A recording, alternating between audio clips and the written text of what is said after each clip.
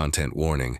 While this discussion avoids explicit details, we'll be examining a controversial film that deals with extremely dark themes.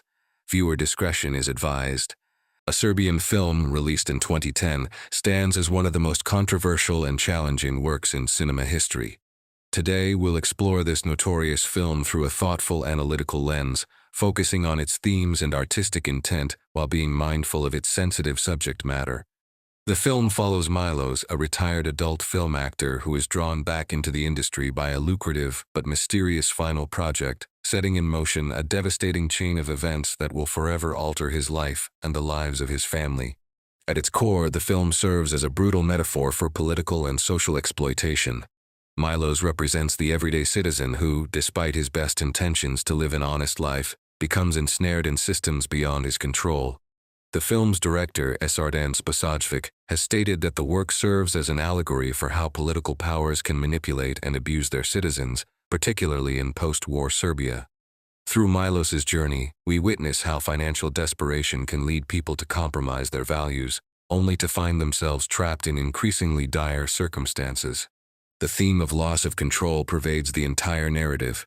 As Milos becomes further entangled in the sinister production, he loses agency over his actions and ultimately his own consciousness. This loss of control serves as a powerful metaphor for how societal forces can strip away individual autonomy. The film's structure, which includes significant portions where Milos is drugged and unaware of his actions, reflects how citizens can become unwitting participants in their own exploitation.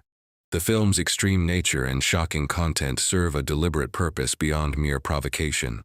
While many dismissed the film as exploitation cinema, its creators intended it as a reflection of how media and society have become increasingly desensitized to violence and corruption. The film's excessive nature forces viewers to confront uncomfortable truths about power, consent, and the commodification of human beings.